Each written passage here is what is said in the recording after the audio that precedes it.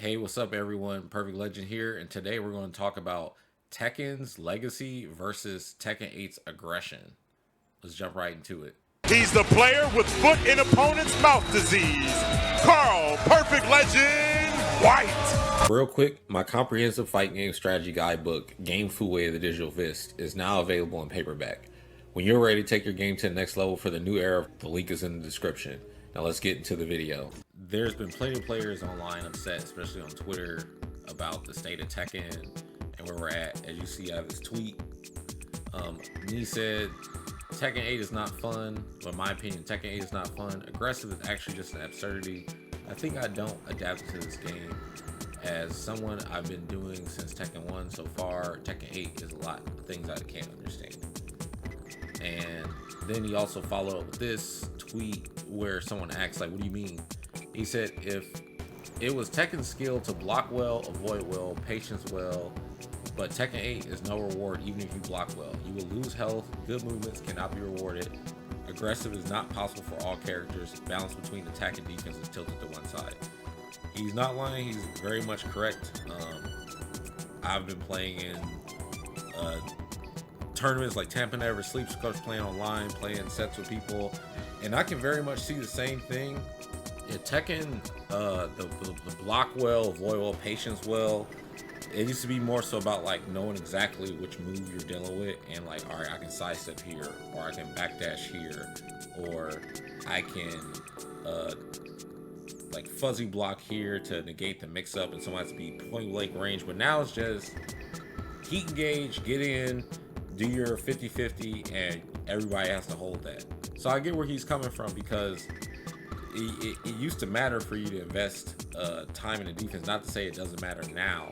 It still matters, I think, because like once someone's done being in heat, you still gotta play Tekken.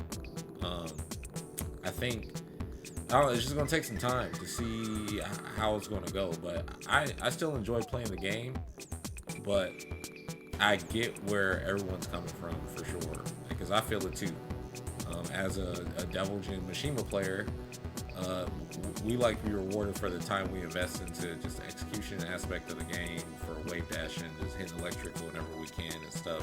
Of course, I don't think you should auto win off of that, but it is a nice factor. So, but now it's like you don't even need to learn electric wind god fist. You can just pick a character with a high power crush and get the same result.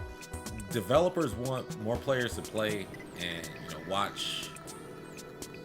So like making it more exciting for them by making the game more aggressive, but at the cost of legacy, I think there's a happy medium that they can be met. I do think we can maintain the aggression, but tone down the locked in frames you're in from the aggression, which is specifically the heat engager. So what I would do is I would cut the heat engager and heat smash plus frames in half at least, so you can at least defend with movement or challenge with your own power crush. It seems when you lock someone down in frame advantage, the strike throw mix up is so much more potent now that you're encouraged to power crush or heat burst to try to disrespect the frames, but the throw or a low in that situation is going to beat you out. So just talk about the heat burst. Heat burst is like a plus on block reversal, but you can beat it out if you already have your move on the screen, before you got to really just be making a read on that. But the heat burst doubles as an all-purpose move. You can do it in neutral on someone's wake up, if they're doing a jump attack or something like that, which is really good since the running attacks are easier to do in this game. It's easier to even get that frame advantage now, since the running forward, it used to be a lot more difficult to buffer in the 3 forwards going forward to get your attack, but now it's easier. You got to use these moves to challenge, and but yeah, because it has armor, it can be used to disrespect frames at almost any point, other than, like I said, if you get counter hit in this open and starter frames, whether you do a low or a grab or something. But also they got the heat smash, which is like the heat burst, because you have the heat burst to activate it, or heat engage to activate it. But the heat smash is plus on block and also leads to a mix up But some cases, or the few cases, are like Kazuya and I think Victor, where they have a unsafe low heat smash, but they don't have like a basically a move that leads into more plus frames. And with the heat smash, there's no invincibility or armor to disrespect frames. It's just really fast on startup. So if you basically are quicker on the draw, like the Wild Wild West, you will win more likely in most situations. And also the heat smash is like one of the moves that also beats the power crush, and also a heat burst too. If it's already on the screen, you don't have to worry about it beating you out. But that leads me to the power crush. The power crush is just a lower spectrum heat burst. Also is from Tekken 7. They have like different levels of power crushes, but they mostly are high or mids. But the high power crushes that heat engage are so annoying because they're so fast, and you have to just say, you know what, I'm just gonna duck to deal with this. But that opens you up to getting launched by mids and stuff. But even though the heat engagers that are the high power crush heat engagers are annoying, it's the mid power crushes that heat engage like Nina's are truly a crime against humanity. Like, you're telling me I can do a plus on block armor mid into more pressure and into like damage? Like, if you don't know what's about to happen, you can just decide to power crush, and there's a big chance it'll save you in neutral or when you're at disadvantage. And the opponent has to it's because the opponent has to think about the power crushing their offense so much, or it will reverse the situation out of their favor. And then like you're dealing with all this type of stuff, and then you still got to worry about when the opponent gets the rage art. And this move doesn't lose anything but blocking, or if you do a move that does enough damage to end the round and beat them out of it with a single hit, so it cancels their rage art animation. That's the only time. You can't even sidestep it, and it beats any attack in the game.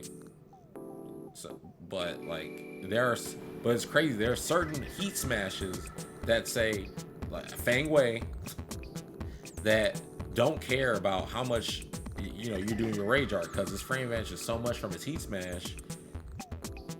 You just have to hold it. It's kind of whack. So that's what we were talking about. Like, hey, y'all, can y'all reduce some of these frames? Because this is not all right. While the game might be fun and stuff, but no one's trying to travel to play in these situations. It's so stressful. Like, this, come on, man. Like, just decrease the plus frames by like half. That's it. And then once you peel back the game from the rage arts, the heat smash, the heat burst, the power crushes, you gotta deal with the hit level crushes, because you got what moves that duck or jump over moves, and usually give like a launch property so you can get a combo. And all these attacks with different hit properties and variables is why the game feels mashy to people, because in a fighting game, conditioning is a major key. But with these tools, you can almost become unconditionable, or you have to follow some kind of flow chart to kind of compress the game so you don't have to deal with the nonsense. That's why like the characters who are at the top right now, they have a better job of doing that.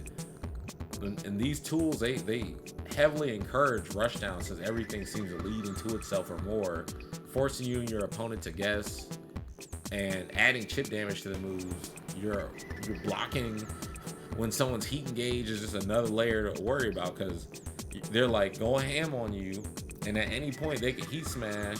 You can't power crush because you know they might just throw it out, so you gotta sit there and chill, and they do a heat smash, and guess what, you still gotta guess. And then you got characters like Eddie that does his heat smash, now he's in relax, and you can't power crush, you can't do nothing. And after you block his heat smash, it's a situation where you better not rage art, because he can block and relax. And if you do the power crush or heat burst, he can just do his low and hit you, or go for the rodeo grab. It's a lot of layers that help the offensive player more so than it helps the defensive player this time around. Even though you can look at the power crush and the heat burst and the rage art as a form of defense, because I mean it is. I mean, they want you to challenge aggressiveness with aggressiveness, so that's what's going to be. But it's real sporadic. Players, like the playstyle is just kind of sporadic. Like, you either can try to like out turtle the person, but eventually you're gonna be stuck in a sequence where you just gotta block for a bit. But you gotta like not become predictable. You can't rely on your defense or your movement and to try to avoid stuff, because the moves in this game have such bigger hitboxes than they had before, and moves track, even moves that feel like they shouldn't track because they tell you, oh, the sidestep was buffed, this move will still hit you. So it's like they got some tuning to do.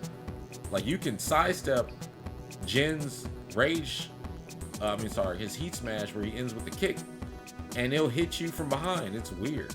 And then also the stages are smaller, like the ones that have walls and stuff. They're a lot smaller than before, and we still have really big stages like Yakushima or Coliseum, but the stages that are like with the walls, they just feel smaller than the other stages that had barriers and stuff from before. But characters, I think, that play the system really well, and the game might not feel as random to you when you use them, be Dragunov, Shaheen's super duper slept on. He's high power crush heat engager, safe down to a great running to a slide that can be canceled from a jump. Dude, he's ridiculous. Jin is down to his other Mishima type stuff, his pokes, everything. King, without said, I ain't gotta say why that character's good. Nina, super duper slept on, one of the best characters in the game. But each one of them play the game very well, and I think they punished the random aspect, in my opinion, maybe the best out of the game. I'll have to go over each character in separate video, so I don't want to make this video too long. But yeah, I don't know what you guys think. Let me know in the comments. Are you feeling Tekken 8 right now? You having a good time? Like, are you entering tournaments? You playing ranked? You playing with sets with your homies? Like, how do you feel about the game? Do you guys feel like they feel about the game, where, you know, or how we all feel, because we all kind of share the same sentiment? I like the game. I think they could just tune some of the moves down in terms of like what I think some of the running attacks, I think they should revert to running attack command. I'm sorry, like it's too. Look at Asuzena, man. I'm sorry. Like if it was harder for doing running attack, it probably won't be as annoying. Or maybe reduce her plus frames on that. Same thing with Dragunov, like running attack, right? Running 2, doing down back 3, hatchet kick, quarter forward 4, all that stuff. Just, yeah.